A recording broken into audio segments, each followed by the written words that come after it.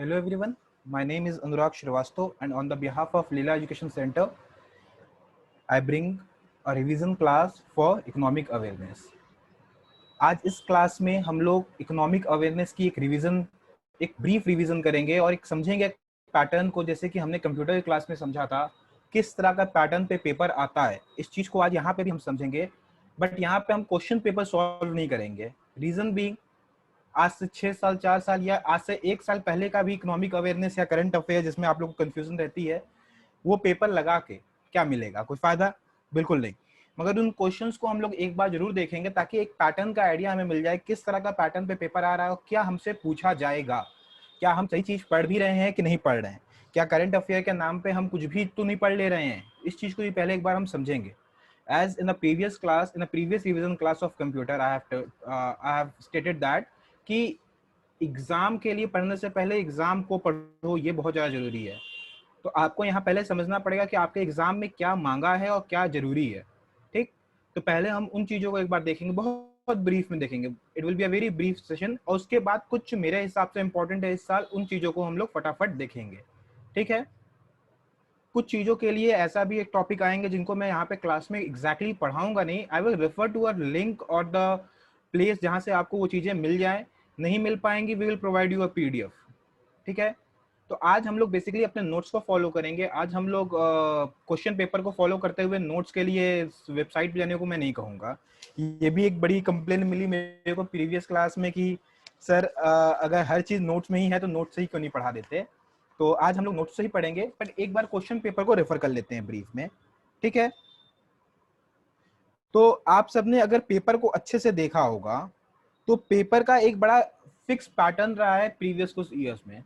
जैसे कि 14 और 15 में पूरा एक अलग सा सेक्शन आता था जीके एंड करंट अफेयर के नाम पे। अब क्योंकि यहाँ जीके है, इसका मतलब क्या हो गया? समान ज्ञान। इसका मतलब क्या हो गया? समान ज्ञान, general knowledge, which means it is asking, it is demanding कि आप लोग एक जनरल वे में सब कुछ पढ़कर आइए। ठीक है, इस पेपर की डिमांड आपसे कैसी थी कि आप लोग एक जर्नल वे में सब कुछ पढ़ के आइए। But over the period of year ये सेक्शन हटा दिया गया। मतलब if I can recall it properly, in 2012 when I was a candidate there, तब भी ये सेक्शन वहां पे था। But over the period of year धीरे धीरे करके ये हटा दिया गया in 2015। So after 2015 there was no section for this thing. ठीक है, करंट अफेयर के लिए कोई भी अलग सा एक सेक्शन या कोई भी अलग सा एक, इनफैक्ट किसी भी सब्जेक्ट के लिए कोई अलग सा एक सेक्शन नहीं था, बट करंट अफेयर के लिए भी नहीं था। अब क्वेश्चन आता है सर 15 के बाद 15 के बाद 16। सर 16 में कैसा पेपर आया था? तो आपको ही पता है 16-17 का पेपर एक ट्रांजिट वाला पेपर था, एक ट्रांजिशन हो रहा था वहां पे, एक पैटर्न से दूसरे पैटर्न पे शिफ्ट हो रही थी बीएचयू। तो यहाँ पे कोई पर्टिकुलर हेड में डिवाइडेड क्वेश्चंस नहीं थे। मगर आप देखोगे क्वेश्चन नंबर 130, 135 इनफैक्ट, ठीक, 135 से आप देखोगे अगर टिल क्वेश्चन नंबर 50, तो आपको ऐसे क्वेश्चंस मिलेंगे जो डायरेक्टली आपके इकोनॉमिक्स या आपके कॉमर्स फील्ड से रिलेटेड हैं, या तो इकोनॉमिक्स या कॉमर्स फील्ड से रिलेटेड हैं। ठीक है, आउटसाइड कॉमर्स अब क्वेश्चन आना बंद हो गया। दो 16 का पैटर्न फाइनल नहीं था, इसके आगे और भी पैटर्न डेवलप हुए, बट इन 2016 आपका ये पैटर्न खत्म हो गया कि आपको इकोनॉमिक्स या कॉमर्स से रिलेटेड क्वेश्चन आने आने लगे और कोई बाहर के क्वेश्चंस आना बंद हो गए। ठीक है, तो यहाँ पे एक आपको एक बहुत अच्छा बेनिफिट मिलता है कि आपको बैठ के पूरा पूरा डिटेल में जाके सब चीजें नहीं पढ़नी है। जैसे कि स्पोर्ट्स है, सिनेमा है, ठीक है, और भी एक्स्ट्रा चीजें हैं, इनके बारे में अब नहीं पढ़ना है। 16 के बाद से इनसे क्वेश्चन पूछा ही नहीं गया है। ठीक है, तो जब इनसे क्वेश्चन नहीं पूछा गया तो आपको क्या इसके बारे में जबरदस्ती बैठ के पढ़ना जरूरी है? बिल्कुल नहीं। आप देख सकते हो इस पूरे पेपर में 16 के कहीं पे भी इन टॉपिक से क्वेश्चन है ही नहीं। और जो क्वेश्चंस आए भी हैं वो ऐसे आए हैं कि अगर आपने अपना सिलेबस अच्छे से पढ़ा है, ठीक है, सिलेबस का मतलब क्या, अगर आपने इकोनॉमिक्स अच्छे से पढ़ी है, आपने बिजनेस अच्छी डिटेल में पढ़ाई की है क्लास 12th में, और आपने अकाउंट्स पढ़ा हुआ है, तो इसमें से भी मैक्सिमम क्वेश्चन आपके उन सब्जेक्ट्स में से ही हो जाएंगे। बात समझ में आ रहा है? मैक्सिमम क्वेश्चन आपके उन्हीं सब्जेक्ट्स में से हो जाएंगे। जैसे कि एक ये क्वेश्चन मेरे सामने है, which of the following will simplify the proposed GST। अब उस साल जीएसटी 2016 में जीएसटी प्रपोज्ड हुआ था, तो जीएसटी किस इसमें से कौन से हेड के अंदर आता है? अगर आपने एकदम बेसिक इकोनॉमिक्स भी पढ़ी है, इकोनॉमिक्स का टॉपिक है डायरेक्ट टैक्सेशन और इनडायरेक्ट टैक्सेशन, ठीक है, तो आपको पता है it's a good and service tax, मतलब ये इनडायरेक्ट टैक्स में का हेड है। डायरेक्ट टैक्स और इनडायरेक्ट टैक्स में अंतर तो पता है आप लोगों को क्या होता है? कोई ऐसा क्लास में जिसको डायरेक्ट और इनडायरेक्ट के मतलब का मतलब ही ना पता हो? क्योंकि ये सारी चीजें आप 11th 12th में पढ़े हैं, बट कहने के लिए ये एक तरह से आपको इस तरह से हर कोचिंग इंस्टीट्यूट या हर जगह पे इस तरह से प्रेजेंट किया गया कि करंट अफेयर है, ताकि आपके मन में एक डर बैठे एक सब्जेक्ट के लिए। हम ऐसा नहीं चाहते हैं, आप जानो कि आपका सब्जेक्ट की असलियत क्या है, ठीक है। इसी तरह स्पेशल इकोनॉमिक जोन, ये भी इकोनॉमिक्स में आपने पढ़ा है, ठीक है। और भी हम आगे चलते हैं, मैक्सिमम चीजें आपने इसमें से देखी हुई हैं इस पेपर में खासकर। अब जैसे कि कुछ क्वेश्चन इस तरह के भी आएंगे जो कि करंट अफेयर पे रिलेटेड होंगे। पर ये करंट अफेयर का नेचर क्या है? ये करंट अफेयर का नेचर कैसा है? ये करंट अफेयर का नेचर है इकोनॉमिक अवेयरनेस के नाम पे, और इसीलिए हमने अपने पेपर का नाम इकोनॉमिक अवेयरनेस रखा, ठीक है। सभी को मेरी आवाज क्लियर नहीं आ रही है?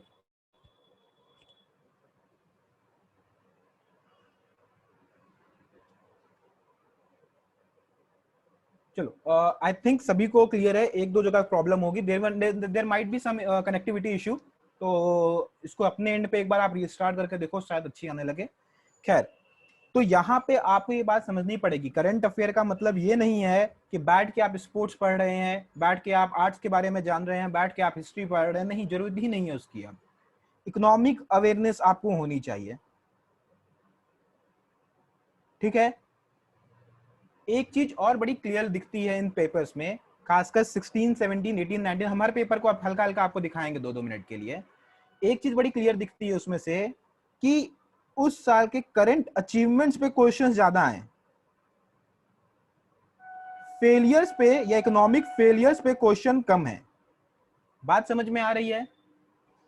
अचीवमेंट्स पे क्वेश्चन ज्यादा है, और अचीवमेंट से क्वेश्चन, जैसे कि मैं कह रहा था अचीवमेंट से क्वेश्चन ज्यादा है और फेलियर से कम है।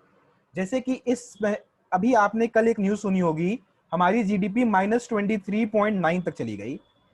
ये क्वेश्चंस नहीं आते हैं एग्जाम में। एक पैटर्न जो मैंने देखा है बीएचयू के पेपर में, वो नहीं पूछते हैं। आप डिमोनेटाइजेशन से क्वेश्चन देखेंगे ही नहीं पूरे पेपर में, कहीं आया होगा, ठीक है।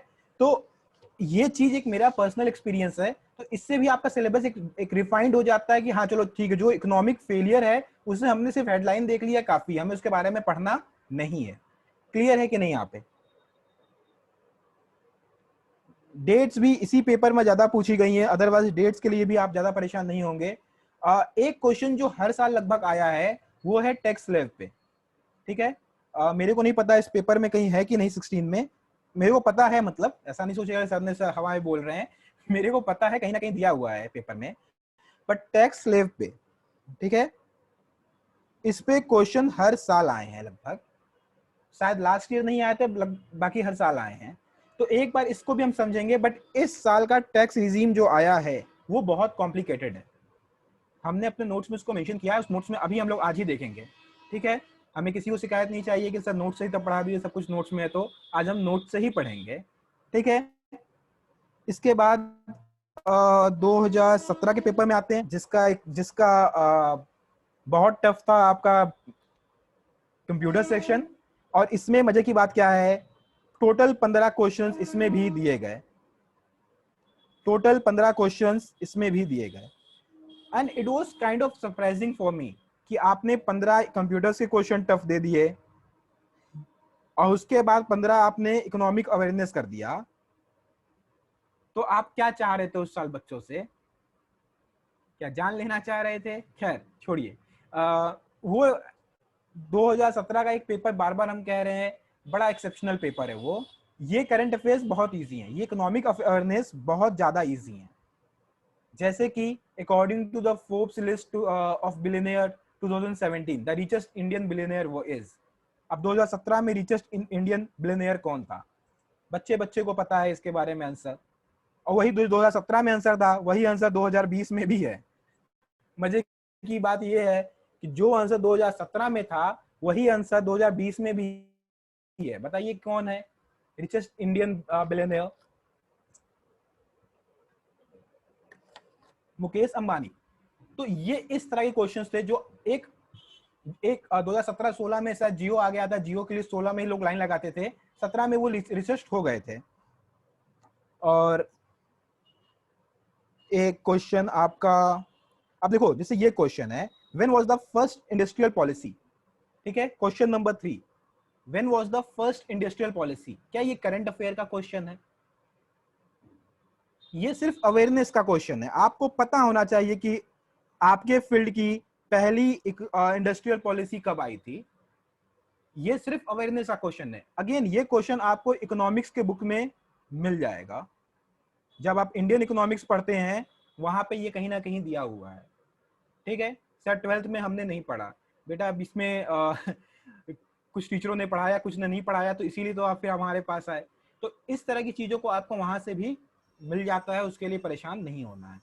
ठीक, इसके अलावा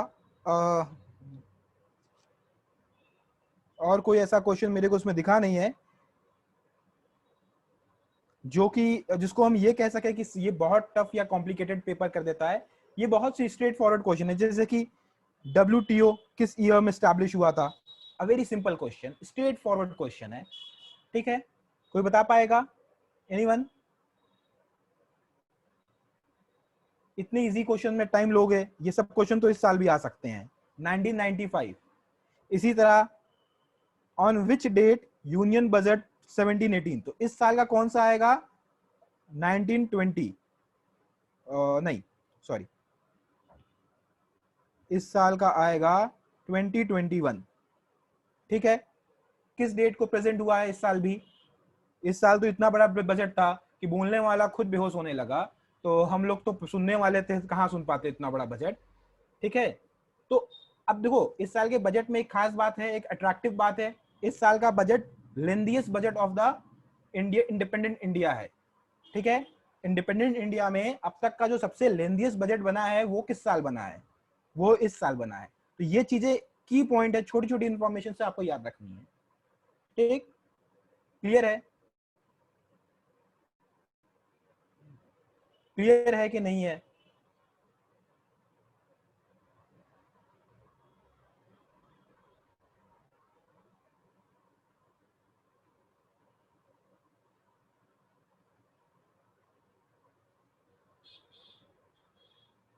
अब देखो जो ये क्वेश्चंस ऐसे आते हैं, तो फिर मेरे उस वाले फॉर्मेट को याद करो जो मैं बताया था 20-60-20 वाला। तो ये उस 20 में से हैं जो कि थोड़े हार्ड हैं। तो इसके बारे में आंसर वही कर सकता है जिसको सारी कमिटीज के बारे में एकदम श्योर शॉर्ट तरीके से पता हो। तो कमिटीज के बारे में बहुत ज्यादा हम लोगों ने भी फोर्स नहीं किया बच्चों को पढ़ने के लिए, क्योंकि हमें पता है कि यार एक क्वेश्चन के लिए इतनी फर्जी की मेहनत सही नहीं है। ठीक है अमन, हमें पता है तुम्हारे पास आंसर की है, बट उस पर हम नहीं जाना चाहेंगे आज। आज हम लोग रहेंगे स्टिक अपने टॉपिक से ही। तो अब ये बता सकते हो कि इस कमेटी का किसके लिए बनी थी कमेटी? ये अगर आपने बता दिया अमन कि इसका आंसर सी है, राग रंजन कमेटी, तो किसके लिए बनी थी ये? गूगल नहीं करना बेटा, आपकी स्पीड आपको बता देगी कि आप गूगल कर रहे हो कि नहीं। Good, it was for poverty.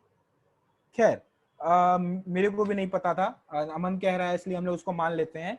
What my point is that कि आपको इस तरह हर एक कमिटी का यार डिटेल याद करना एक क्वेश्चन के लिए मेरे हिसाब से रीजनेबल नहीं है। ठीक है, वो भी 2017 के पेपर था ये। फिर हम लोग आते हैं 17 के बाद 18 के पेपर में, हमारा फेवरेट 18।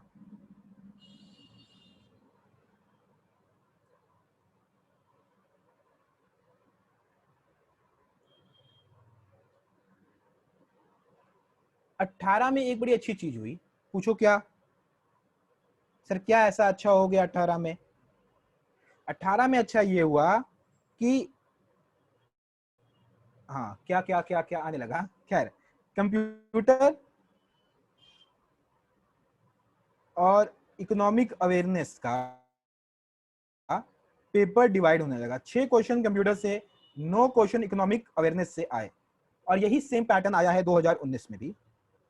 कौन दो पैटर्न है? कंप्यूटर और इकोनॉमिक अवेयरनेस के दो जो अलग अलग पोर्शन थे, जो कि हमारे 16 और 17 में हमें मिले थे, उसको अब एक कंबाइन कर दिया गया। यहाँ पे अब क्या हो गया, यहाँ पे अब आपके कंप्यूटर के 6 क्वेश्चन थे और 9 क्वेश्चन थे इकोनॉमिक अवेयरनेस के। तो यहाँ से आपका लोड बहुत कम हो गया।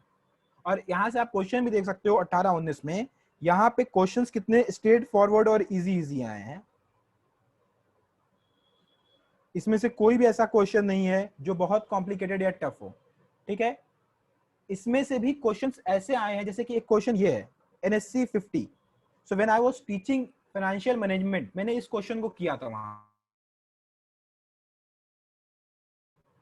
याद है कि नहीं? तो आपका एक एक सब्जेक्ट जो कि मैंने आपको पढ़ाया है इन अ मेन सब्जेक्ट, वहां से एक क्वेश्चन इकोनॉमिक अवेयरनेस में यहां आ गया। तो ऐसा होता रहता है, ये चीजें आपको याद रखनी चाहिए। बस इतना हमें कहना है इस पेपर में, क्योंकि यहाँ पे भी आउट ऑफ 9 एटलीस्ट 5 ऐसे क्वेश्चंस थे जो आपके डायरेक्ट सब्जेक्ट से थे। बस आपने सब्जेक्ट सही से पढ़ा नहीं, इसलिए आपको नहीं आएंगे। क्लियर है? क्लियर है ये पॉइंट? क्लियर है कि नहीं ये पॉइंट?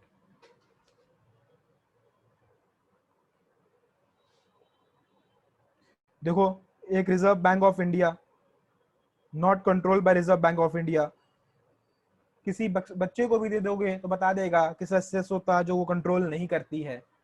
तो इस तरह के क्वेश्चंस, आपके जो सब्जेक्ट के क्वेश्चन है वो यहाँ पे आपको इकोनॉमिक अवेयरनेस के नाम पे दे दिए गए पेपर में। तो पेपर बहुत इजी कर दिया गया, टू बी वेरी ऑनेस्ट। और एक पेपर जो एग्जैक्ट लास्ट ईयर का था, 2019, एक सेकेंड, इस पेपर में मेरे को एक बड़ी अनोखी चीज देखने को मिली।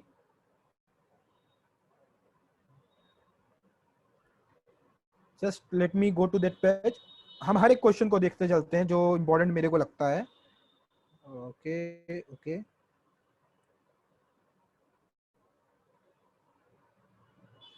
अब भी ये क्वेश्चन देखो, 38 38 है, the state bank of India came into existence. अभी आपके डिस्प्ले पे आया नहीं है बेटा, ये मेरे को पता है 37 है ये वान्या, एक सेकंड रुक जाओ, थोड़ा स्लो है।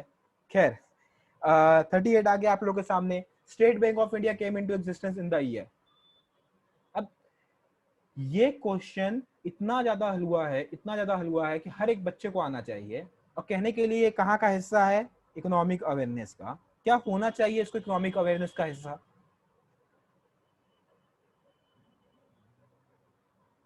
फटाफट चलते हैं। और कुछ क्वेश्चन मेरे को आपको बस इसलिए दिखाने हैं कि आप लोग वैसे क्वेश्चन से डरेंगे नहीं एग्जाम में, खासकर ईयर वाले क्वेश्चन है। एक सेकेंड,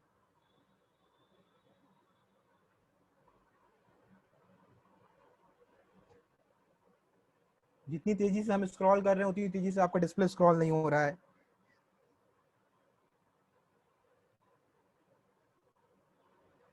अब देखो, जैसे एक ये क्वेश्चन है, as per companies act 2013, a one person company is a private company। तो ये सब क्वेश्चन ऐसे थे जो आपको पता होने चाहिए, और ये इतने स्कैटर्ड वे में आए हुए हैं कि शायद एक बच्चा जो सिर्फ बुक पढ़ के गया है वो कंफ्यूज हो जाए कि इकोनॉमिक अवेयरनेस का हिस्सा है कि हमारे सब्जेक्ट का हिस्सा है। ठीक है, और उसके बाद हाँ, now look at this question. Name the first trade union name the first trade union established in 1920। AITUC। ठीक है, now again a very easy question in terms of कि भाई जिसने पढ़ाई की है उसे तो बड़ा इजी लगेगा, जिसने नहीं किया है उसको एग्जाम में क्लिक भी नहीं करेगा। बात समझ में आ रही है? तो ये इस तरह के क्वेश्चंस थे, और इस तरह के क्वेश्चंस के लिए आप ज्यादा परेशान ना हो तो वो बेहतर है। ठीक है, now this act, industrial dispute act, मेरे को तो अभी ये भी नहीं पता है कि ये सभी एक्ट आपके सिलेबस में इकोनॉमिक्स में है थे भी कि नहीं थे। मेरे को तो याद नहीं आ रहा when I was the student कि ये एक्ट वहां था भी कि नहीं। ठीक है, क्यों इतना बड़ा डिवीजन आ गया, 49 है कि 47 है?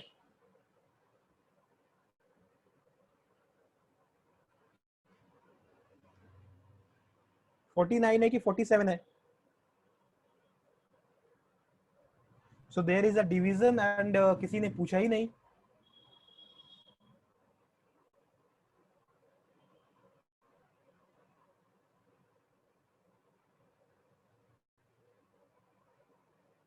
फोर्टी सेवन है बेटा, आप सभी लोगों को पता होना चाहिए, बिजनेस एनवायरनमेंट में ही आप लोगों को पढ़ाया भी गया है। क्यों ऐसी कंफ्यूजन आ रही है? सर आंसर की में पढ़ लिए थे पिछली क्लास में, हम सिर्फ फोल्ड ये बताते बताते कि आंसर की को आग लगा दो, आंसर की को आग लगा दो। 47 है, मेरे को भी आप लोग डाउट में लेते आए पर नहीं माने आप लोग। Largest coal reserve, again a portion from a business environment. तो आप इस पेपर में कहीं, खासकर जो पिछले साल का पेपर था 2019 का, इसमें कहीं से आप दिमाग नहीं कर सकते हो कि कौन सा पोर्शन हमारा इकोनॉमिक अवेयरनेस का था, कौन सा पोर्शन हमारा मेन सब्जेक्ट से था। जैसे कि 18 में तब भी हमने एक डिफरेंस फाइंड कर लिया 121 से लेके 129 तक में, बट 19 में ऐसा कोई सेक्शन हमें मिला ही नहीं जहां पे हम लाइन से सभी क्वेश्चन को पिक करें और कहे देखो ये सारे क्वेश्चन आपके इकोनॉमिक अवेयरनेस के हैं। वो सभी डायरेक्टली रिलेटेड थे आपके सब्जेक्ट से भी। तो या इस पेपर में आपको यहाँ पे थोड़ा रिलैक्सेशन मिल सकता है कि आने वाले 2020 के पेपर में भी पेपर इसी तरीके से डिजाइन हो। ठीक, तो ये पैटर्न हम लोग फिक्स मान के अब चलते हैं अपने नोट्स पे। यहां तक कोई क्वेश्चन पेपर को लेके किसी को डाउट है मन में?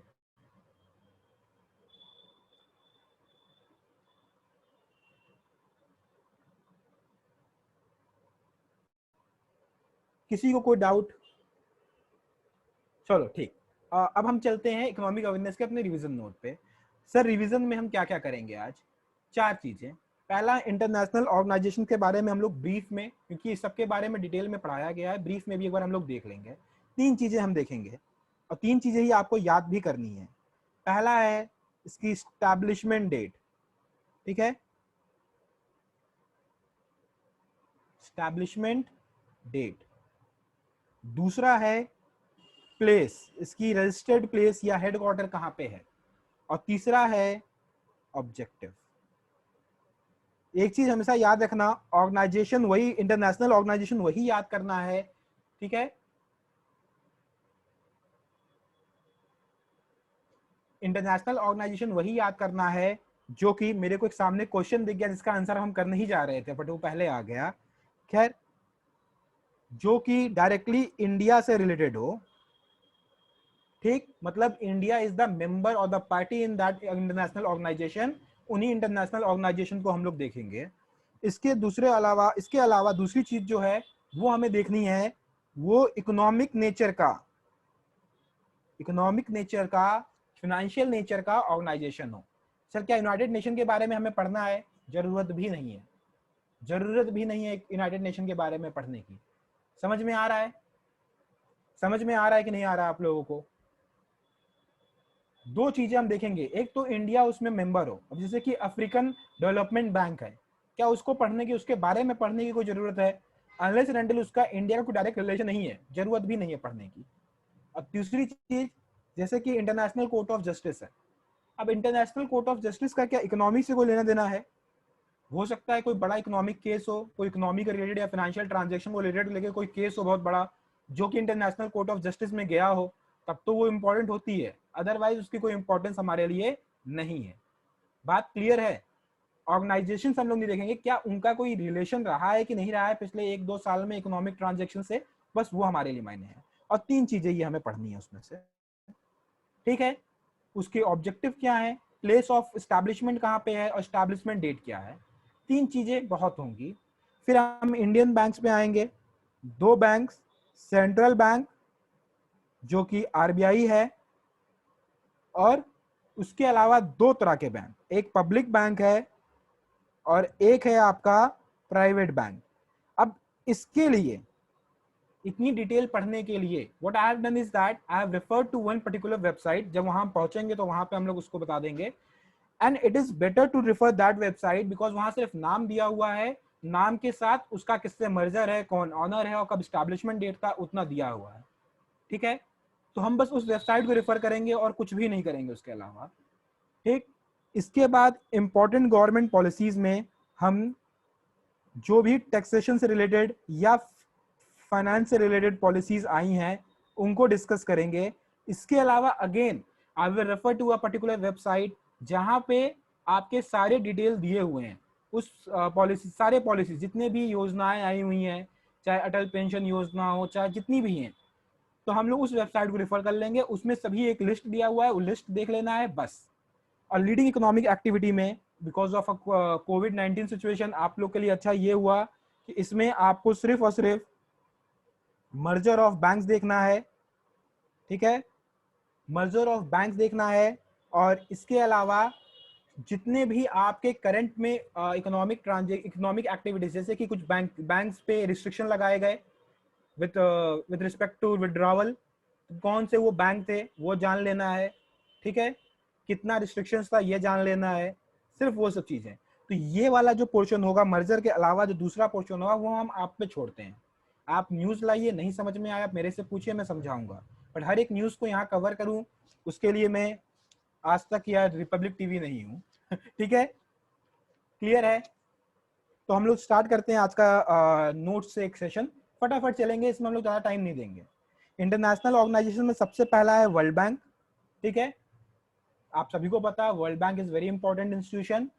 ये इंस्टीट्यूशन बनी हुई है दो इंस्टीट्यूशंस मिला के, international bank for reconstruction and development और इंटरनेशनल डेवलपमेंट एसोसिएशन। इन दोनों को मिला के ये एक पर्टिकुलर सिंगल बैंक बनी है जिसको कहते हैं वर्ल्ड बैंक। ठीक, इसका हेडक्वार्टर कहाँ पे है? इसका हेडक्वार्टर कहाँ पे है? क्या ये भूलने वाली बात है? क्या वॉशिंगटन डीसी भूल जाएंगे आप लोग?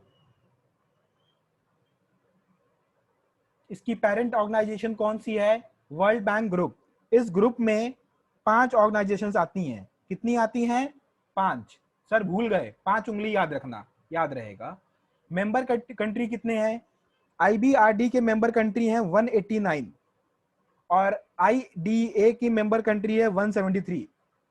ठीक है सर, ये इंफॉर्मेशन आपने कहाँ से ली है? सोर्स हम लिख देते हैं, कोई कॉपीराइट नहीं लगाएगा हमारे ऊपर। एक है विकिपीडिया, दूसरा है इनकी खुद की वेबसाइट। ठीक है, आप खुद भी रेफर कर सकते हैं। ठीक है, विकिपीडिया और वेबसाइट, ये दो मेरी बस सोर्स की इंफॉर्मेशन होती है, इसके अलावा हम कहीं और से नहीं लेते हैं information, because I have trust on only the main official website plus Wikipedia. दो विकिपीडिया पे कई बार गलत इंफॉर्मेशन मिलती है, बट इनके रिलेटेड नहीं मिली अभी तक। ठीक है, फाउंडेड कब थी ये? जुलाई 1944। क्या ये भूलेंगे? यस बेटा, इसके पीडीएफ आप लोगों को personally in group as well as on website Ankit sir से मैं बात किया हूँ, आप लोगों को इमीडिएटली मिलेंगे इसके। लास्ट टाइम इसकी बड़ी प्रॉब्लम हुई थी, कंप्यूटर के कब अपलोड हुए, कितना डिले हो गया, पूरे प्रॉपर अपलोड नहीं हुए। इसके तुरंत जो आप देखोगे यहाँ पे, ये इमीडिएट अपलोड हो जाएगा। इमीडिएट का मतलब अंकित सर के डिस्क्रिप्शन पे मेरे एंड पे इमीडिएटली ये ट्रांसफर कर दिया जाएगा। ठीक है कनिष्क का? ठीक है, उसके अलावा क्या है? फाउंडर्स के नाम याद रखने हैं, जॉन मेरनार्ड कीन्स और हैरी डेक्स्टर वाइट। क्या ये दो नाम याद रहेंगे? स्टैब्लिशमेंट है सर, स्टैब्लिश्ड है जुलाई 1944। ठीक है, फाउंडेड हुआ था बेटा, स्टैब्लिश होते होते 1 साल लग गया था, बट इसको फाउंडेड किया गया था किसमें? 1944। स्टैब्लिश हुआ था कब? 45। खुश वन्या? क्वेश्चन में एग्जाम में आएगा फाउंडेड, आप स्टैब्लिशमेंट की डेट पे टिक मार के आओगे, फिर कहोगे सर गलत कैसे हो गया? यस बेटा, founded and established are two different thing. 5 अगस्त 2020 को राम जन्मभूमि पे मंदिर का फाउंडेशन रखा गया, मगर वो बना कब? अंतर है कि नहीं है? अंतर है कि नहीं है? There will be a difference of year ना, बस वही बात यहाँ पे भी है। ठीक है, ठीक है कि नहीं ठीक है? एंड आई थिंक इसके एस्टैब्लिशमेंट भी शायद 44 में ही है, बट ठीक है, आप लोग कह रहे हो 45, तो I will agree with you, मैं यहाँ आप लोग से लड़ने नहीं आया हूँ। इसके आगे चलते हैं। वर्ल्ड बैंक ग्रुप, ग्रुप में कौन कौन आते हैं? ग्रुप में कौन कौन आते हैं? 5 लोग ग्रुप में हैं, सिर्फ इतनी छोटी सी ग्रुप है इनकी। पहला है IBRD, international bank for reconstruction and development, नाम में ही पता चल रहा है इसका पर्पस क्या होगा।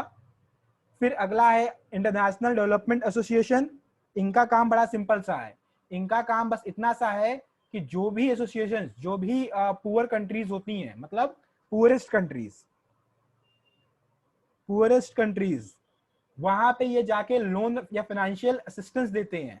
बात समझ में आ रही है? ये क्या करते हैं? फाइनेंशियल असिस्टेंस देते हैं। इसके बाद फिर क्या आता है? International finance corporation. सर क्या सबके मेंबर्स का नाम याद रखना जरूरी है? क्या सबके मेंबर्स के नंबर याद रखना जरूरी है? नहीं बेटा, इतना मेहनत नहीं करना है, एक क्वेश्चन छोड़ ही देना था। अगर इतनी मेहनत से अगर आपको एक क्वेश्चन का आंसर मिल रहा है तो वो पूछेगा भी नहीं, पूछा भी नहीं है कभी।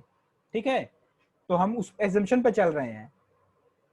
ठीक, अच्छी चीज यही कर दिया है कि आपके कंप्यूटर्स और इकोनॉमिक अवेयरनेस को अब 15 नंबर में सिकुड़ दिया है। तो अब वो 30 नंबर का रिस्क अब नहीं रह गया है, अब 15 ही नंबर का रिस्क है। 15 में से 10 भी आपके सही हो गए तो आपका काम हो गया। ठीक, इंटरनेशनल फाइनेंस कॉर्पोरेशन का काम बेटा बहुत सिंपल सा है, ये ऑफर करता है इन्वेस्टमेंट एडवाइजरी, ठीक है, plus asset management services provide करता है प्राइवेट सेक्टर को, जो डेवलपिंग कंट्रीज हैं या लेस डेवलप कंट्रीज हैं वहां पे। ठीक है, क्लियर है? मैं एक बार फिर से शुरू से तीनों के बता देता हूं। International bank of reconstruction and development तो पता है, वर्ल्ड बैंक वाले जितने फंक्शंस होते हैं प्रोवाइड करता है, basically providing the loan for the development purpose. इसके बाद आता है इंटरनेशनल डेवलपमेंट एसोसिएशन, ये पुअरेस्ट कंट्रीज को, जो कि डेवलपिंग कंट्रीज हैं, वहां पे लोन देता है। उसके बाद आता है फाइनेंस कॉर्पोरेशन, फाइनेंस कॉर्पोरेशन का काम होता है इन्वेस्टमेंट एडवाइजरी देना या फिर एसेट मैनेजमेंट सर्विस देना। ठीक है, क्लियर है? इसके बाद है multilateral investment guarantee agency. Multilateral investment guarantee agency का काम क्या है? बेसिकली अगेन ये भी फाइनेंशियल सर्विसेज प्रोवाइड करते हैं, बट ये फाइनेंशियल सर्विसेज किस सेंस में होती हैं? दे offer political risk insurance and credit enhancement guarantee. मतलब क्या, किसी कंट्री में अगर किसी बहुत अंडर डेवलप कंट्री है या डेवलपिंग कंट्री है, वहां पे बहुत ज्यादा क्रेडिट की प्रॉब्लम है, यहाँ पे वहां पे उनको गारंटी नहीं मिल रही है जब वो लोन उठा रहे हैं। जब लोन उठा रहे हैं गारंटी नहीं मिल रही है तो ज्यादा उनको लोन नहीं मिलेगा। ऑब्वियस सी बात है, जब आप भी लोन लेने जाते हो तो आपको भी गारंटी की जरूरत होती है कि नहीं होती है? तो वहां पे इनका रोल आता है। क्लियर है? क्लियर है कि नहीं क्लियर है? एक लाइन लिख लो, political risk insurance and credit enhancement guarantee लिखो, और तुम्हें समझ में ना आए तो पूछो। ठीक है? ठीक है कि नहीं ठीक है? इसके बाद आता है international centre for settlement of investment dispute. यहां नाम में ही क्या आ गया? सेटलमेंट करवाते हैं ये लोग, जो भी इंटरनेशनल डिस्प्यूट होते हैं अलग अलग जगह के, इसको सेटल कराते हैं। वेरी इजी बेटा, सबका सबका जानवी सबके बारे में यहाँ पे उसके नाम में ही बातें लिखी हुई हैं। जैसे कि डेवलपमेंट एसोसिएशन मतलब क्या? वो पुअरेस्ट कंट्रीज या अंडर डेवलप कंट्रीज को डेवलपमेंट के लिए पैसा देता है। ठीक है, फाइनेंस कॉर्पोरेशन में क्या किया गया? फाइनेंस कॉर्पोरेशन में फाइनेंशियल एडवाइजेस दिए गए और एसेट मैनेजमेंट सर्विस दी गई, दो चीज। इसके बाद इन्वेस्टमेंट गारंटी में क्या है? गारंटी सर्विस प्रोवाइड की जाती है against the loan, against the credit. बात समझ में आ रही है? गारंटी सर्विस तो पता है जानवी क्या होता है?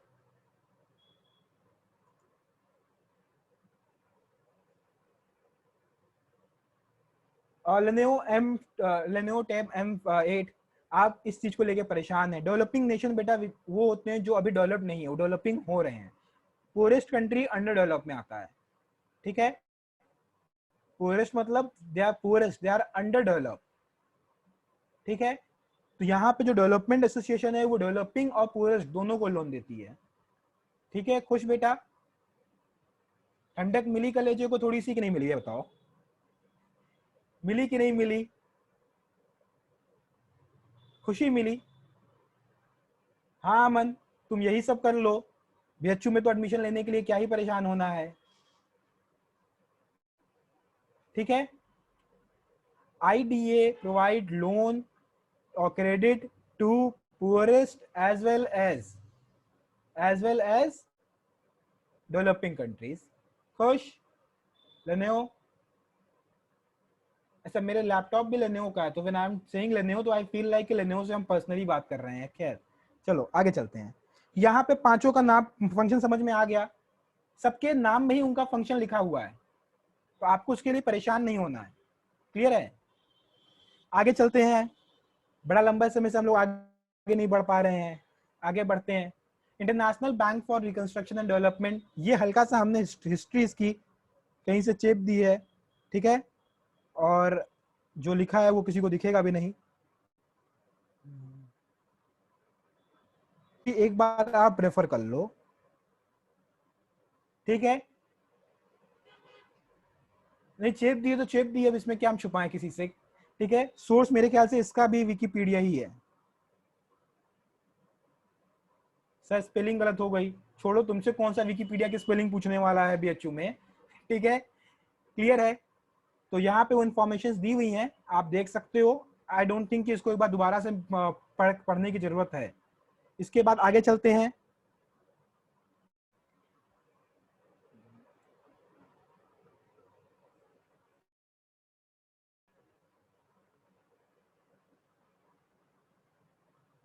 हाँ, क्योंकि सर इतना याद करेंगे डेट्स, कितनी डेट अभी तक हमने बोली है कुलसुम याद करने के लिए? मेरे नोट्स में अभी तक कितनी डेट्स हैं? एग्जाम का हटाओ, अभी मेरे नोट्स का बताओ। मेरे नोट्स में बहुत सारी डेट्स आ गई है, 1944 के अलावा कौन सी डेट पूछी बेशर्मो? मेरे से ना सही पाप से डरो, डर लग रहा है थोड़ा सा भी।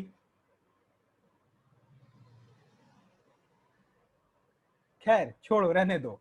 44 45 के अलावा सर जो नोट्स आपने अभी तक दिए, इसीलिए तो रिवीजन क्लास हो रही है कुलसुम, कि आपके नोट्स थोड़े कम किए जाएं। खैर, वर्ल्ड बैंक के साथ साथ इंपॉर्टेंट है बाटन वुड कॉन्फ्रेंस, 1944 में हुआ था, इसमें IMF आया था। यहां सिर्फ इतनी इंपॉर्टेंट बात है, ठीक है। अब आपको ये क्या, golden room of mount Washington Holter, क्या ये नाम याद करना है? बिल्कुल नहीं, मेरे को भी नहीं पता मैंने क्यों चीप दी है लाइन, जरूरत भी नहीं थी इसकी, ठीक है। आपसे बीएचयू कभी नहीं पूछेगा कि किस रूम में, किस टेबल पे, किस कुर्सी पे बैठ के ये काम हुआ, बिल्कुल नहीं पूछेगा, तो याद भी नहीं करना है, ठीक है। आगे चलते हैं, IMF के बारे में आ जाते हैं हम लोग, ठीक है। IMF के बारे में हम लोग फटाफट देखते हैं, मेरे को एक बार पेन चेंज कर देना। हाँ, इंटरनेशनल मॉनेटरी फंड 189 कंट्रीज हैं, ठीक है। और इसका फॉर्मल एग्जिस्टेंस कब हुआ था? 45, 44 के बाद 45, दूसरी डेट। कोई नहीं कहेगा सर कितनी डेट याद करनी है, दूसरी डेट मैंने दी है सिर्फ, ठीक है। कितने मेंबर्स के साथ ये स्टार्ट हुआ था? मात्र 29, सिर्फ 29, ठीक है। सर इसको देने वाले, इसके जन्मदाता, इनको देने वाले लोग कौन थे? इनको फाउंड करने वाले फाउंडेड मेंबर्स कौन थे? जो आपका वर्ल्ड बैंक के लिए था वही लोग। क्लियर है? लन्यो, तुम्हारे इस क्वेश्चन का जवाब ये है बेटा कि पूरी दुनिया खोजने की कोशिश कर रही है कि ये जितनी भी इंटरनेशनल इंस्टीट्यूशंस हैं इनका रोल क्या है, क्योंकि किसी को ना WTO का रोल समझ में आ रहा है, ना WHO का रोल समझ में आ रहा है, ना UN का रोल समझ में आ रहा है, ठीक है। जिस कंट्री से कोरोना निकला वो कंट्री अपने यहाँ सब कुछ ओपन कर रही है, हम अभी भी घर में बैठ के पढ़ा रहे हैं, तो रोल तो अभी सबका समझना पड़ेगा सभी को। फिलहाल उनका रोल सिर्फ इतना है कि उनको लोन और फाइनेंशियल असिस्टेंस प्रोवाइड करनी है to our countries for the purpose of development, बस इतना ही रोल है। बट वो पाकिस्तान में इतना लोन दे चुके हैं, वहां कौन सा डेवलपमेंट हुआ है हम पता करने नहीं जाएंगे, इंडिया में भी बहुत सारा लोन आया, यहाँ क्या डेवलपमेंट हुआ है हम ये भी पता करने नहीं जाएंगे, ठीक है। डेवलपमेंट का मतलब होता है जब आपकी गवर्नमेंट आपका डेवलपमेंट करे। देखो again it will be a controversial issue, इसलिए हम ज्यादा उस पर बोलेंगे नहीं, but the thing is that कि डेवलपमेंट गवर्नमेंट करती है तो डेवलपमेंट होता है। जियो का सिम से डेवलपमेंट हो रहा है तो उसको डेवलपमेंट आप नहीं मान सकते हैं, समझ रहे हैं कि नहीं। खैर, I will not get into that trap, बहुत गंदा ट्रैप होता है डिस्कशन का पॉलिटिकल। यहाँ पे मैंने एक शॉर्ट में इंफॉर्मेशन दे दी है पूरी पूरी, कौन अभी इनका चीफ इकोनॉमिस्ट है, ये इंपॉर्टेंट है। क्लास में ही मैंने बोला था गीता गोपीनाथ इंडियन है, इसलिए इंपॉर्टेंट है। इंडियन ना होती तो किसी को घंटा फर्क नहीं पड़ता कि कौन है क्या है, ठीक है। तो इसलिए इंडियन है, इसलिए याद रखना जरूरी है कि गीता गोपीनाथ चीफ इकोनॉमिस्ट नहीं है, इस समय है आईएमएफ की। इसके अलावा इनका हेडक्वार्टर कहाँ पे है और नंबर ऑफ कंट्रीज, बस, ठीक है। क्लियर है। कोई पर्पस पूछ रहा था बेटा, पढ़ लो पर्पस, यहां लिखा हुआ है। क्लियर है, क्लियर है कि नहीं क्लियर है।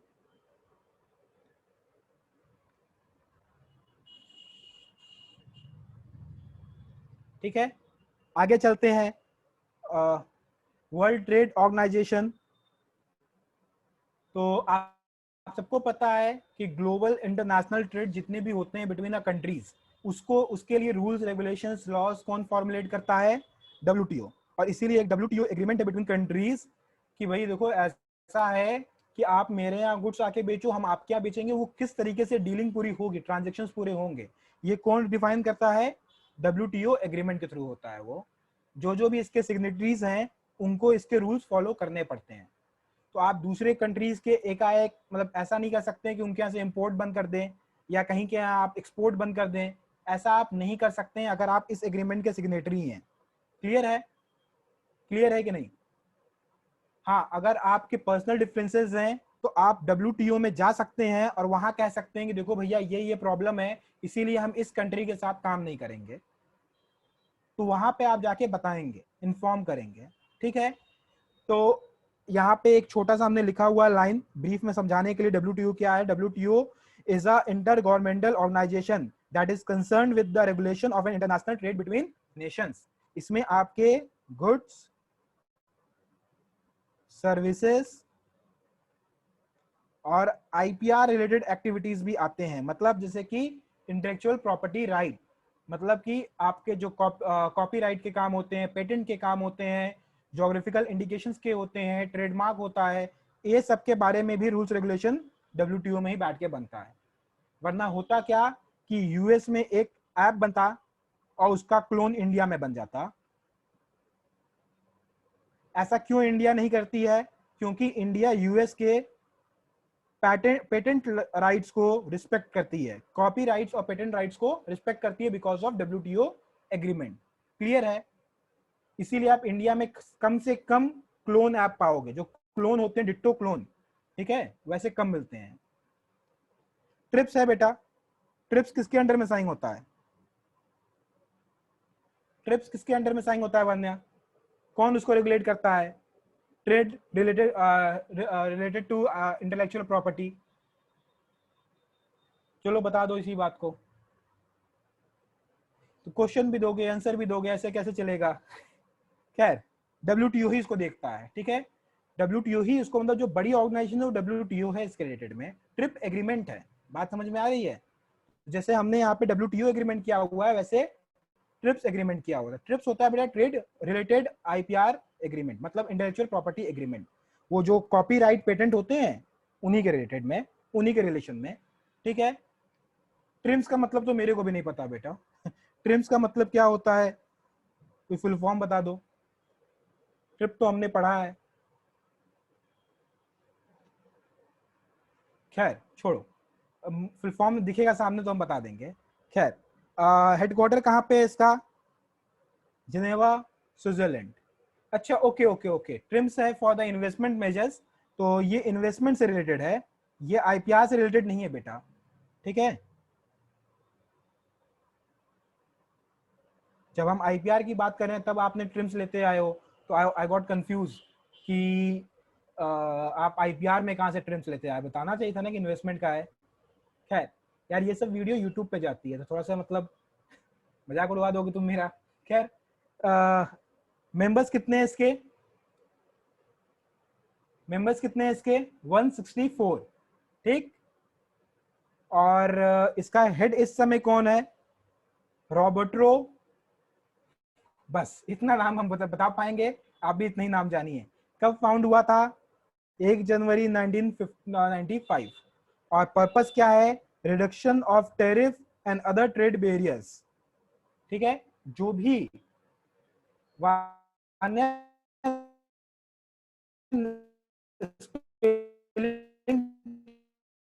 तो मेरे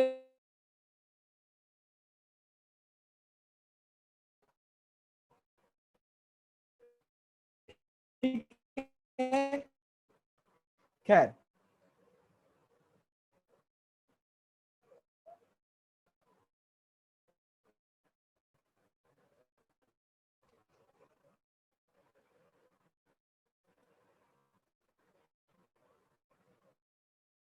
मेरी आवाज आप लोग को आ रही है साफ साफ?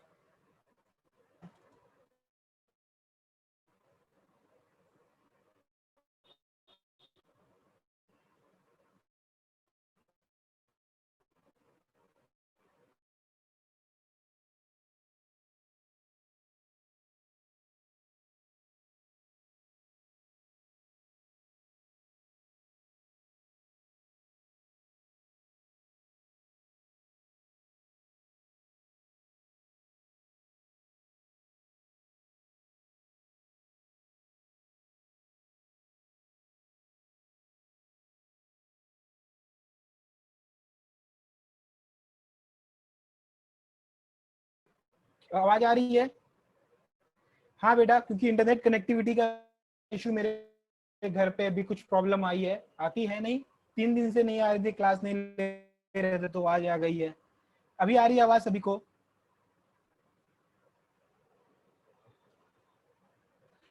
एक मिनट मेरे को दे देना before I restart the class. Again my internet connection is unstable. एक चीज हम पहले, हाँ हम दिखाई नहीं दे रहे, ऐसा नहीं होगा बेटा। आई शुड बी विजिबल। मेरे कैमरा ही कैमरा है, कौन है?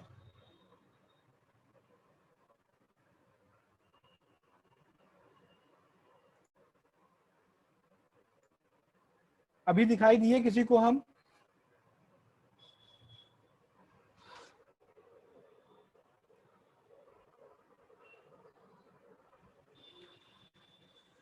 ओह,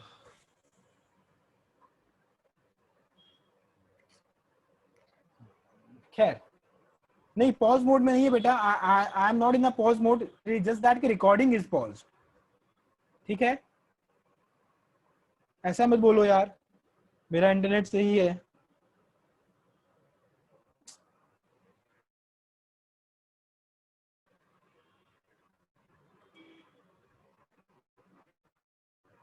आपको मेरी आवाज तो आप लोग को आ रही है ना?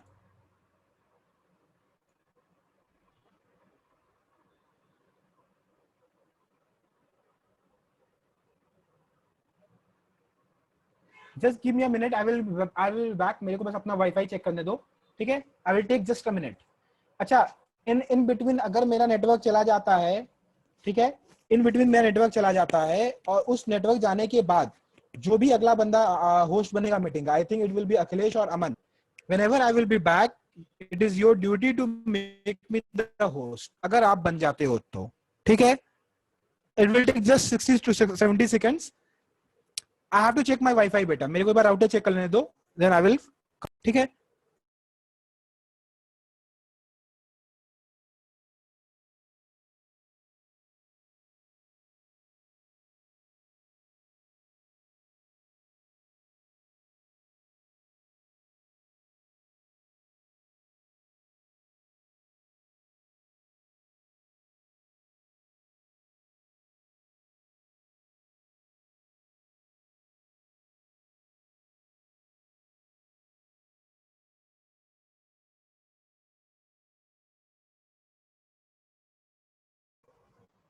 Okay, I think everything is good now.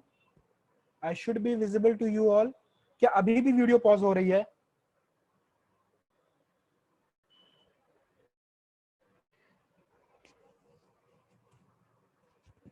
Let me see whether it is sharing it or not. एक second.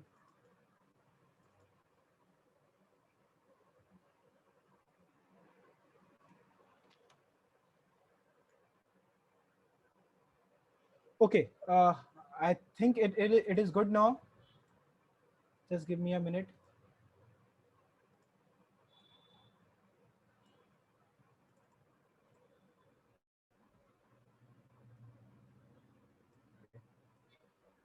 नॉर्मली ऐसा होता नहीं है, मैंने महंगी वाली वाईफाई सिर्फ क्लासेस के लिए लगवाई रखी है, फिर भी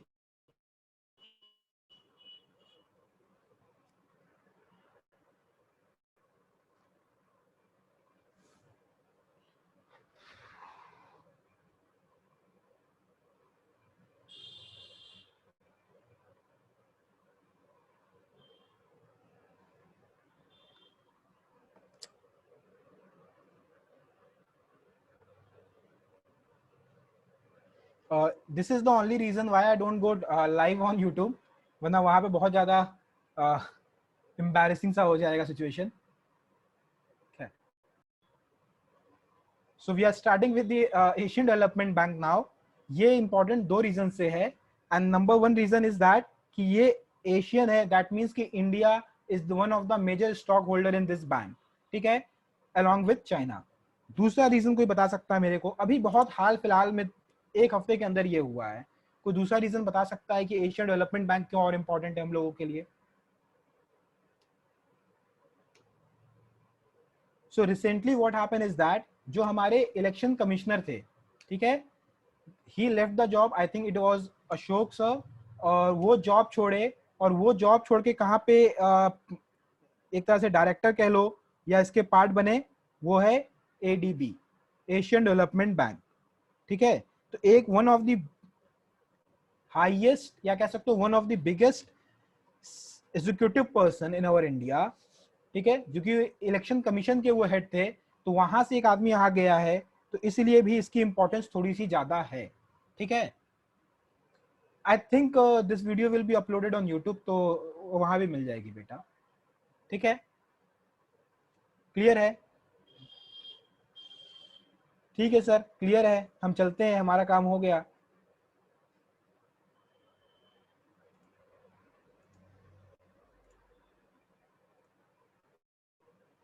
Yes beta, network is poor today, network is poor today for some reason. Let's see आगे कितनी क्लास चल पाती है अभी. खैर, इसका हेडक्वार्टर कहाँ पे है? फिलीपींस में है. हेडक्वार्टर कहाँ पे है? फिलीपींस, ठीक है. प्रेसिडेंट कौन है अभी? मसत मसत शुगु आसाकावा, ठीक है. तो मसत शुगु आसाकावा इसके प्रेसिडेंट हैं. I hope I have pronounciated his name right, ठीक है. फाउंडेड कब था? 1966 में. मेंबर कंट्री कितनी है? 68, ठीक है. बेटा एशियन डेवलपमेंट बैंक क्या चाहती हो? पूरी दुनिया को ला दिया जाए एशिया में, मान्या? और इसका पर्पस भी वही है जो बाकी सबका था, इकोनॉमिक डेवलपमेंट, ठीक है. You can zoom the screen bye expanding your display बेटा ऑन योर. खैर हम यहां से भी कर देते हैं. मिल गई खुशी, अमन?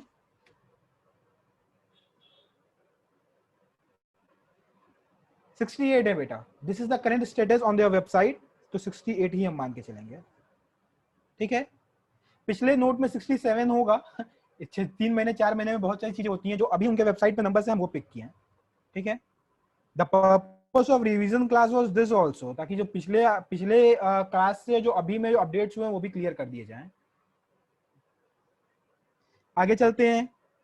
South Asian association for regional corporation, basically इन्हीं को शार्क नेशन कहते हैं, ठीक है. कौन कौन से इसमें कंट्रीज हैं? अफगानिस्तान, बांग्लादेश, भूटान, इंडिया, मालदीव, नेपाल, पाकिस्तान और श्रीलंका. ये इंपॉर्टेंट है, याद रखना, ठीक है. इसका फाउंडेशन कब हुआ था? 1985 में. और कहाँ फाउंडेड हुई थी ये? ढाका, बांग्लादेश. हेडक्वार्टर कहाँ पे है? काठमांडू, ठीक है. जनरल सेक्रेटरी कौन है? नाम आप लोग पढ़ के याद कर लेना. विधि डेट में ख्याल से 8 सितंबर 1985 डेट ही को कहते हैं, कुछ और कहते हैं इसको. यस बेटा, देखो I have said this thing earlier also, जब हमें पेपर डिस्कस कर रहा था, आपके इकोनॉमिक अवेयरनेस के टॉपिक, जो इकोनॉमिक अवेयरनेस के टॉपिक हैं, ये आपके टॉपिक्स आपको सब्जेक्ट में भी मिल जाएंगे, बात समझना, ठीक है। अच्छा, फिर से डेट आ गई, ये याद करना पड़ेगा, दिक्कत हो रही है। हाँ, अब हम समझ सकते हैं अब दिक्कत हो रही होगी भाई। 44 45 के बाद आपने क्या याद किया है, 44 45 के बाद आपने 66 याद किया, अब 85 याद कर रहे हैं, बड़ी दिक्कत है इतना याद करने में। सरकार, इनकी भी फेसबुक आईडी होती, मोबाइल पे नोटिफिकेशन आ जाता, बर्थडे विश कर देते। खैर 95 तो यार अपना डेट ऑफ बर्थ के आगे पीछे कर लो, 2-3 साल तो हो जाएगा, क्या मजाक करते हो। खैर, तो आपके जो ये सब्जेक्ट्स इकोनॉमिक अवेयरनेस में आने वाले हैं, ये सभी आपके सब्जेक्ट के भी हिस्सा रहे हैं कभी न कभी, ठीक है, तो इसमें ज्यादा परेशान नहीं होना है। इसके बाद आता है G20। G20 is very important right now, ठीक है। There are 19 countries and 1 European union. सारे कंट्रीज की लिस्ट याद करने की जरूरत नहीं है यहाँ पे, इतना बस पता रहे कि India is the member of G20, ठीक है। फाउंडर कौन थे इनके, G7, ठीक है। लीडर अभी कौन है, Salman of Saudi Arabia. Salman of race 3 मत लिख दीजिएगा, ठीक है, it's a very poor joke but ठीक है। इसके अलावा हाँ देखो, एक जवाब मेरे को मिलना चाहिए, किंग सलमान बिन अब्दुलजीज अल सऊद, ये इसके चेयरमैन है अभी। फॉर्मेशन हुआ था 1999 में। सर एक और डेट आ गई, कैसे याद होगी, ठीक है, अब इसके आगे हम कुछ बोलेंगे नहीं, अभी डेट अभी और आनी है। Group of 7 very important. क्यों इंपॉर्टेंट है sir, recently because of the conflict between India and China and between other countries in China, there is a huge demand of including India into a group of 7 and making it group of 8, ठीक है। तो ये लोग बहुत सारी चीजों पे discuss करते हैं, बेसिकली कौन कौन सी कंट्रीज इनमें इन्वॉल्व है, United state, Japan, UK, Germany, Canada, Italy, France, ठीक है।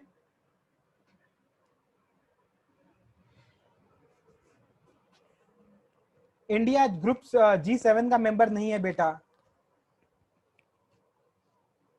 बात चल रही है इंडिया को G7 का मेंबर बनाने के लिए। They want to frame a particular group of countries जो चाइना के अगेंस्ट खड़ी हो पाए। India, they want to include India. हाँ, इंडिया नहीं है तो क्यों याद करना है, मैंने बताया है बेटा, इंडिया नहीं है इसलिए याद करना है कि recently they have concluded that India should be a member of group 7 G7 to form a particular alliance against China. तो इसीलिए इंडिया का रोल इसमें है। क्लियर है आप सभी लोग को, मेंबर नहीं है इसका मतलब क्या सर हम याद ही नहीं करेंगे, परिवार का हिस्सा नहीं है मतलब क्या, हो सकता है कभी और आ जाए परिवार में वहां पे, ठीक है, हो जाएगा। G8 होने की बात चल रही है, अभी हुआ नहीं है। फिर हम आते हैं कुछ इंडियन इंस्टीट्यूशन पे, जिसमें से पहला है RBI। सही बता रहे हैं, RBI के बारे में हमने इतना डिटेल में पढ़ाया है, इतनी डिटेल में बताई हैं बातें, आई डोंट थिंक कि इसके बारे में फिर से कुछ बताने की जरूरत है। इसकी स्टैब्लिशमेंट डेट बच्चे बच्चे को याद है, 1995 है कि नहीं है। ये स्टैब्लिश किस तरह का बैंक हुआ था, प्राइवेट हुआ था कि पब्लिक हुआ था, स्टैब्लिशमेंट इसका किस नेचर में था, पब्लिक और प्राइवेट। हे भगवान, पब्लिक बैंक बन के ये स्टैब्लिश हुआ था। शर्म करो पापियों, इतना मेहनत किए हैं हम क्लासेस में। It's a private, it was established as a private bank 1949 में। 49 में जब नेशनलाइजेशन हुआ तब इसको बनाया गया क्या, public bank, central bank of India, ठीक है। यहाँ पे मैंने ये लाइन यहाँ लिखी हुई है, देख लो, थोड़ा इतिहास भी पढ़ लिया करो, सारी बातें यहाँ लिखी हुई हैं, कोई डाउट इन बातों में। गवर्नर कौन है, ऑनरशिप किसके पास है, इसके अलावा स्टैब्लिशमेंट डेट, सर एक और डेट आ गई, अरे ये तो अपने घर का है, इसको तो याद कर लो, हेडक्वार्टर कहाँ पे है, ठीक है। ये दोनों चीजें मैंने अभी करंट रेट के हिसाब से दी है। 4% बैंक रेट चल रहा है और इंटरेस्ट ऑन रिजर्व चल रहा है 3.35।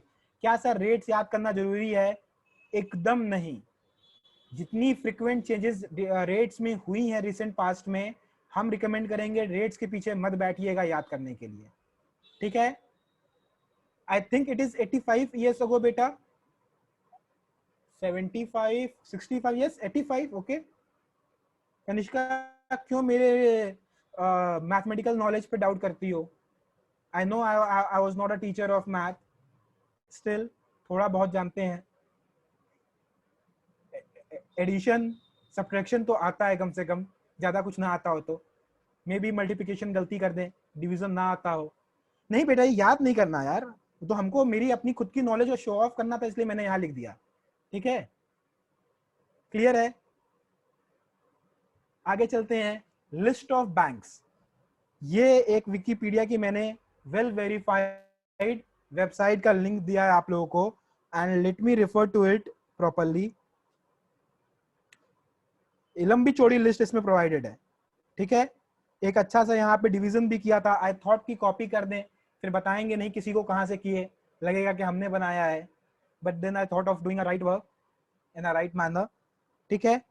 तो आपके पब्लिक सेक्टर बैंक्स जितने भी हैं और किसके साथ, देखो ये एंकर बैंक जो है वो इंपॉर्टेंट है, और किसके संग मर्ज हुए हैं, तो जहां जहां मर्ज वाला बात लिखा हुआ वो सभी पॉइंट इंपॉर्टेंट है। जैसे कि bank of Baroda merge with Dena bank and Vijaya bank, it is important. क्या सर स्टैब्लिशमेंट डेट याद करनी है? नहीं, यहाँ स्टैब्लिशमेंट डेट याद नहीं करनी है। किसकी याद करनी है? सिर्फ स्टेट बैंक ऑफ इंडिया की, बाकी किसी की याद नहीं करनी है। क्या हेडक्वार्टर याद करना है? नहीं। जब हेडक्वार्टर याद नहीं करना है इन दोनों को तो वैसे ही नहीं देखना है, सिर्फ नाम देखते जाइए। क्लियर है?